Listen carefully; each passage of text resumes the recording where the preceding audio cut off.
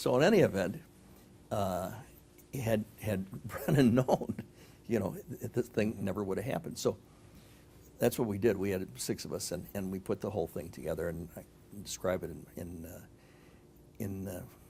more depth. But we took a page out of Bobby Kennedy's campaign in Wisconsin, in the book The Boys on the Bus. Mm-hmm. And the idea there was, from a communications point of view, you got the lead story, the AP, the wire stories in those days. And if you can convince them of your point of view, then you had a pretty decent chance. Well, in this instance, we would do the technical, legal side of it, but I'd bring Hill and Knowlton in, or somebody on the communications side, because once it was being announced, the perception of what it was and the reality of what it was had to meet the needs so that it was a win for the consumer, a win for the government, and a win for the corporation. And you can do that in virtually all the cases if you're representing, a good client. And so we started with the Sears case, and in one we did Huizenga and AutoNation against Toyota and Honda, where we had 25 former attorney generals, and we wrote our own brief, and the 25 guys signed on to it, and they were trying to say that you could only have 6 dealerships, no more than that. And here's AutoNation trying to set up on a nationwide basis. And the reason it was 6 was the guy who owned the Denver Broncos, Miller, he owned 6 of them. And that was the most dealerships they had any place in the country. So that's why it was 6. I mean, there's no criteria, no anything. So their stock had been ripped apart. It had gone from 43 down to 19. Well, you can imagine what that is, in hundreds of millions of dollars. And the short sellers were into it, and the whole thing. And when we put this thing together, and with Hill and Knowlton, we set up this nationwide communication network. It resulted in all of us in a press conference in New York. There was more cameras and more reporters than I ever saw in a press conference. And we presented the brief, answered all the questions. Huizenga spoke, and his partner spoke and answered questions.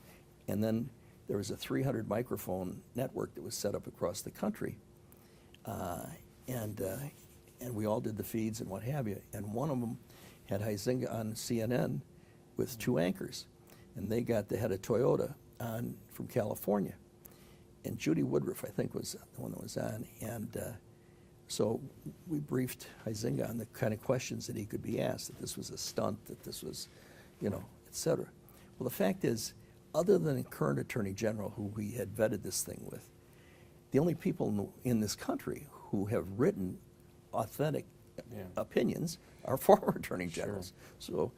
So if they had just hired me, I told them, don't just hire me, because they'll get 3 professors from Harvard and Yale, and the same day we put our memorandum out, they'll put theirs out, and it'll be just a big mess. Right. But they can't argue with people who've probably written 1,000 opinions. Okay, so in any event, that's the way it came out. He ends up challenging the guy from Toyota to have lunch with him in Dallas the next Monday at 2 o'clock, and he starts stuttering. So Woodruff puts it on there. He says, well, you said you wanted to meet instead of this kind of stuff. The guy looked like he'd been shot, and caught in the headlights. So they met at 6:45 that night. Huizenga had won everything.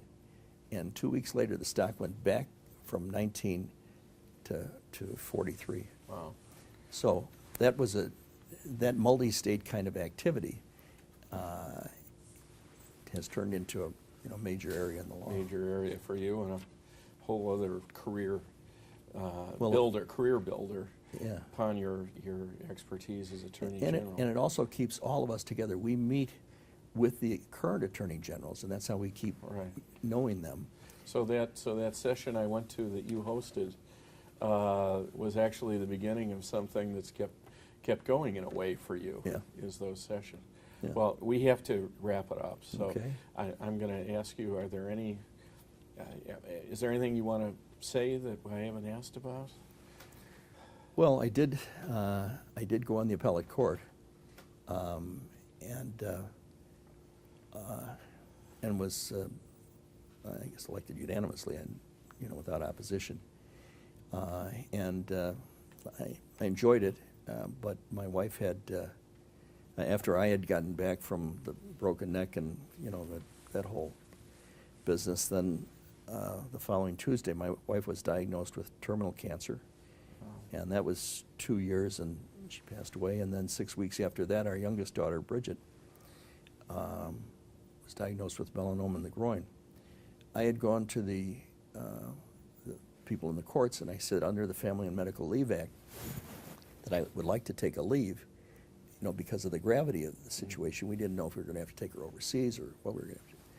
And they said no, that they didn't think that that this fell within that act, that it only applied to employees. And I said, well, I've got a state card, employee's card. I've got a state pension. I've got, I mean, tell me what the distinction? Yeah, what's the distinction? Well, no. So I had no interest in suing the court, and in a major disruption and what have you. I said, well, if I had asked them the second time when it happened to Bridget, take a look at it again, and they said it's still their opinion. So I said, well, then I have to resign. So I stepped out and left 8 years on the table of that 10-year term. And then since then, I've